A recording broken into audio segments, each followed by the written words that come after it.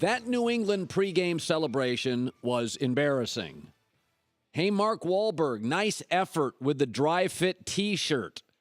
Reading a teleprompter like you were 2 Heinekens in. Sweet 3 different bad 1990 songs, Patriots. Jump around? Really? Putting 28-3 on the scoreboard? Good hell. Boston loves itself to begin with. The rich kid who always complains the world's out to get him. The most insular city in America. That was local market cheeseball. That did not feel like a team doing this for the 5th time, the royal family of the NFL. I kept wondering, did Middle Tennessee State win the Super Bowl? There is a line between dignified and dorky. They blew through it. There is a line between cool, confident, and classy. They blew through it. Honestly, who was the choreographer of that? Sully and Fitzy in the South End? Hey, Marky Mark, may want to roll with something better than a T-shirt from one of your companies.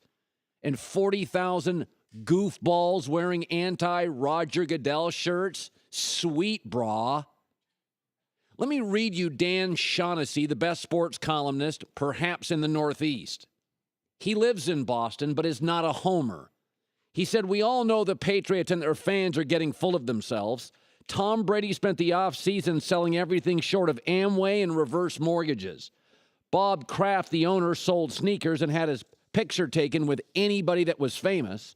The Patriots will recover. They always do. But their much-anticipated banner unveiling opening night was more of an homage to hubris than anything else. Hear, hear. They sold their soul. Everything the Patriots are about, everything they're about, which is keep your head down, let the others celebrate, brag about your accomplishments, be satisfied. They disregarded. Last night was, look at us.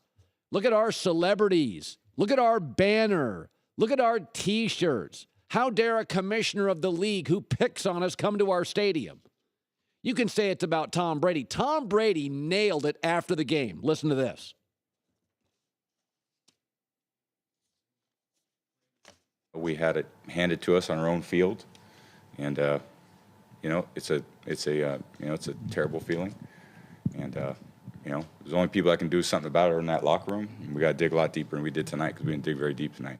You didn't dig very deep with that pregame show, and you didn't dig very deep in that game plan. That was embarrassing. And everything that truly matters to you, that has shaped this dynasty, you threw away and disregarded. Can you imagine the San Antonio Spurs being that over the top? Or the St. Louis Cardinals, or Alabama football? No. And I never thought I'd see that from the Patriots. They got what they deserved. Let me segue to this. In the NFL, they have what they call a salary cap. And just like most family budgets, you have to pick certain things. If you and your wife and your family decide we need a new kitchen, you're probably not going to take a second vacation. If you and your family decide we'd like to upgrade landscaping, then you're still going to have to squeeze into those old beat-up bathrooms. That's what salary caps really are. You have to make decisions on things. And in the NFL now, you have to pay a top quarterback like $20, $25 million, and that gobbles up 15 to 18% of your salary cap. It is not a coincidence that in the NFL, these 6 teams have really, really great offenses, Green Bay, Indy, Dallas, Oakland, Atlanta, and New Orleans, but their defenses aren't really even close. It's not a coincidence that Denver, Seattle, Minnesota, Houston, and the Giants have tremendous defenses, but their offenses have major holes. The Giants have a bad O-line. So do the Seahawks. Houston doesn't have a quarterback. Either does Denver. New England's defense over the last 2 years, without Dante Hightower, who got hurt in the second half, gives up a yard more a carry and 2 yards a completion. Once Dante Hightower left that defense, and remember, Rob Ninkovich retired right before the season, and their number one pick was a defensive player. He got hurt and didn't play. That was an extraordinarily average New England defense. They have chosen a side. Now, they have Stephen Gilmore, who's a good corner. In fact, I like New England's corners. But New England, like a lot of teams in the NFL, virtually all of them, have picked a side. The New York Giants spend their money on defense. So does Denver. So does Minnesota. So does Houston. So does Seattle. The Packers, Indy, Dallas, Oakland, New Orleans, they spend their money on offense. The salary cap is nothing more than a family budget. That's all it is. And you have to make choices. By the way, people love the Raiders offense. They always brag about it. It may be the worst back seven in the league. People love the Dallas offense. It's full of stars. That may be the second worst back seven in the NFL.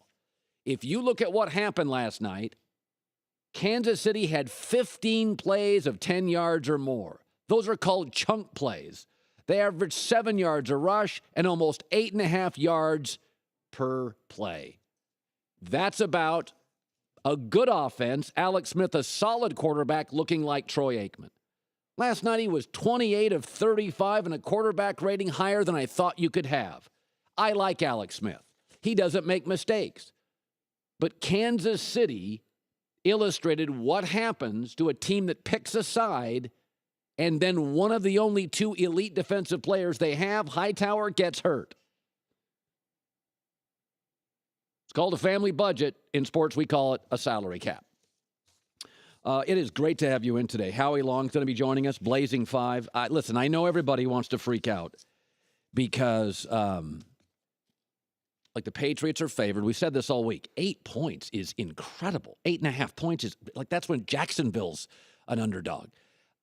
Kansas City's a real team here. I mean, Kansas City has multiple star players. Tyreek Hill, Eric Berry, maybe the best safety. Marcus Peters could be the best corner. D Ford's a real player. That's why they gave up Dante Poe. They could. Travis Kelce is a remarkable tight end after Gronk. I think he's my favorite in the NFL. So it's not like Kansas City's a bad team. In fact, I think most people believe that Houston and Kansas City probably have the deepest rosters in the NFL. And when you celebrate and taunt them, and hey, here's Marky Mark, who, again, wouldn't even put on a collared shirt for a Super Bowl celebration, I think it got under Kansas City, Andy Reid, Alex Smith's skin a little bit, and they came out and they did a Floyd Mayweather on Conor McGregor. Oh, wow. That second half was a complete beatdown. Hi, everybody, and thanks for watching. We want you to subscribe here, to get the latest from the show. Also, be sure to check out more of the best clips from the herd, or go watch a few segments from the newest show on FS1, First Things First, with Chris Carter and Nick Wright.